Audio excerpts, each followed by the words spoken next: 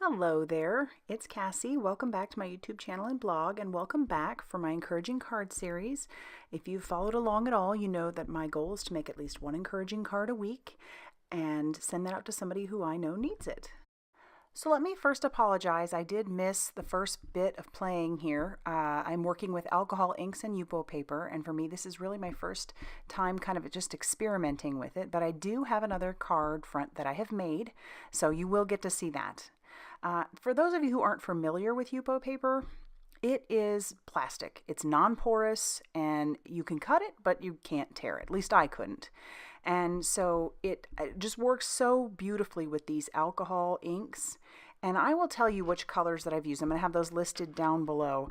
But all I'm doing is I'm just dropping the ink in like a rainbow fashion. And I just wanted to see how they would react. And as you can see, when you drop, and this isn't dry by any means. It's fairly dry, but you can see that once you drop that alcohol ink in, wherever it's dropped, it moves whatever color is around it. And I'm fascinated by it. I think I could have just sat here and watched this and did this all day if I didn't have other responsibilities going on, because it was so much fun to play. So this vibrant rainbow that I'm using red pepper, sunshine yellow, botanical sailboat blue, botanical sailboat blue, purple twilight, and wild plum. And I don't know, I just wanted to see how they would react with each other, how they would push, if one would overtake the other. And I will say that, I could probably do this a bunch of different times and I'd get a different result each time. And then I'm going to grab the blending solution and I'm going to drop bits of that in there just to see if that will get the colors to move a little bit more as well. I love I don't know what the right word for it is, but the ring around, like that really sharp, almost harsh edge around the ring of the colors. And I do like how this blending solution pushes. And from what I've understood, if you just were to grab like the 91% alcohol that you can get, like I haven't been able to find it yet, but that you can usually get at drugstores, that works very differently than just this blending solution. And so I'm just going to keep going back and forth until I'm happy with what I have. And I'll show that later on. So here I'm doing more of a subdued rainbow. And I'm going to start with the colors cranberry. Then I'm going to use butterscotch there. I'm going to move on to oregano. And then I'm going to grab some denim. And then pink sherbet. For some reason I wasn't thinking that I had a purple that would go with this, and then I did. I remembered I had some eggplant, so I'll bring eggplant in here as I get moving. And I'm going to do the exact same thing. I'm just going to place color down and see how it reacts with each other, the pushing around of the others, and like I said, I'm just fascinated. I could have done this all day. I wanted to sit with different papers, the different Yupo papers, and just use all kinds of the different colors that I had and just see how they react to each other. Because you really can get something different all the time. I do sort of move that stuff around just to kind of see. But oh my goodness, I was having fun. I did make up a swatch book of the colors that I do have. And I will show that. If people are interested, I'll show that in a later video, because I plan to use these more. They're so much fun. The downside to the Yupo paper is that it is a little bit pricey. It ends up being, for these 5x7 sheets, about $1 a sheet. And there I've pulled in the eggplant. But, if you use your 40% off coupons at Michael's or 40% off at the different places, you can get it for $6. And that makes it a little bit cheaper. I'm sure that Amazon will have deals from time to time as well. I'm going to keep my eyes open for that, because this really does react a lot differently than gloss, cardstock. I did try using it a little bit on some photo paper. As I've talked about before, I have a lot of that sitting around, and it just does not react the same. It will absorb into that a little bit more. And since this is just a plastic paper, or plastic, I guess, it's not paper, it just sits on top. And it's so pretty. Oh my goodness. So again, I just moved those colors around until I was fairly happy with the background. And I am going to eventually take both those and I'm going to turn those into card fronts, as you saw from my little preview picture. They're just gorgeous. So I'm calling this my subdued rainbow. The other one was more of my brilliant or amazing rainbow, a lot more vibrant in color. And you can just keep layering and you can just keep going. I encourage you, if you have these, pull them out and play with them. I know people sometimes get supplies and don't do much with them, and look at that. That's what I was talking about, where those edges that are just kind of like, oh, I'm in love with that. It's so beautiful. You will need to sit and let that dry for quite a bit. I made the mistake of setting those on top of each other and setting those off to the side. Even though those had sat there for about 10 minutes, they do need to dry a bit more. You could probably bring something in and dry it quicker, but I didn't want to take any chances with heat, so I'm using my wire snips, and you've seen me pull these out, the You the Best and Good Vibes, from some previous Simon Says Stamp haul videos. And I'm finally going to use them because I want those backgrounds to really be the star. But I am running my dies through my Sizzix Sidekick over some Nina cardstock. And I'm doing this about 3 times. I wish I had a bigger sticker maker because that's what I would have done.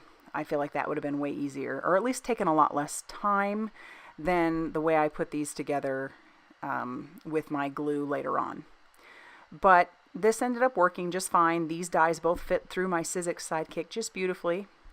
And like I said, I ran those through with some Nina cardstock 3 times each. And I also ran the back part of it, the part that's the shadow, I ran that through with some vellum.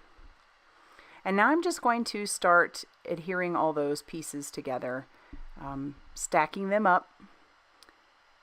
And I'm going to use my Tombow Mono Multi until it runs out. I run out during this video. But I've used that for a long time, so I got my money's worth out of that. And I'm just gathering all my pieces, and like I said, I'm just going to put those together with my Tombow Mono Multi. Stack those up 3 deep.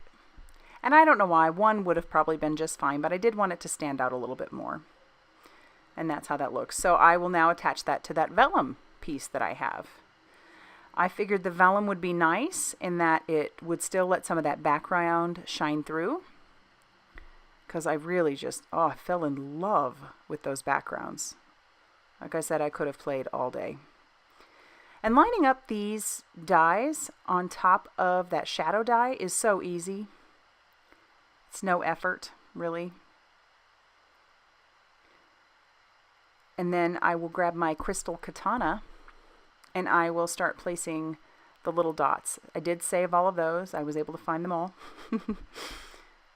And I will pick those up, put a little dot of glue. My crystal katana will put down the dot for the eye, and then I'll just layer those up on top of each other. It worked out really nicely. That one just happened to be upside down.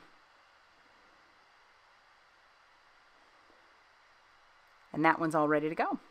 And then the You the Best is all attached, so you don't have to worry about that. And I didn't bore you with showing all that. Well, here's where I run out of glue. Starts to squirt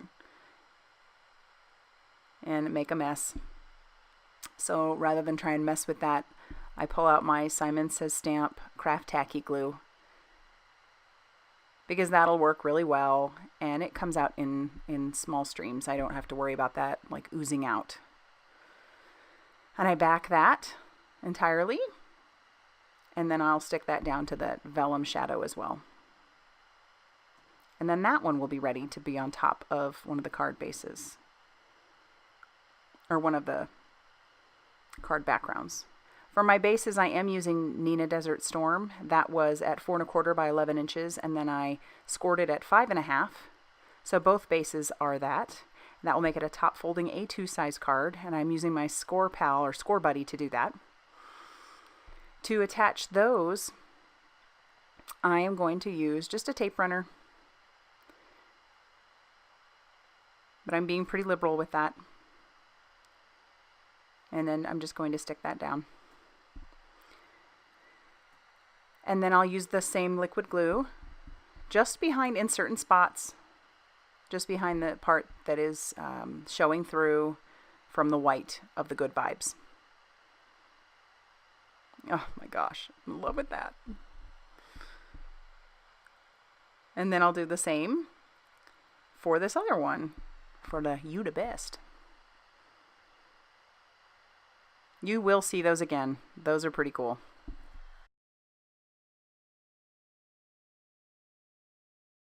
I knew I wanted to add a little bit more in the way of sentiment to the front of these cards, so I did grab 2 Simon Says stamp sets. One of them was the emphatic set, and the other is You Got This.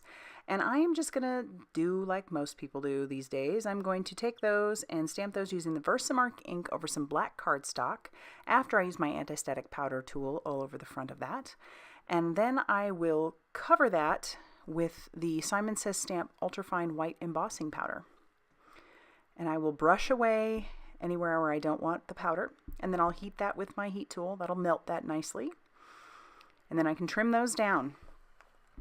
And I am going to put the Sending You, which came from the You Got This set, in front of Good Vibes. So now it says Sending You Good Vibes. And then the You the Best has You Feelin' Me, which is from the Emphatic set. And I will glue that down below those as well. So that will finish off these 2 cards. Thank you so much for stopping by, liking, subscribing, all those fun things. I will have things listed down below. And as always, thanks for stopping by.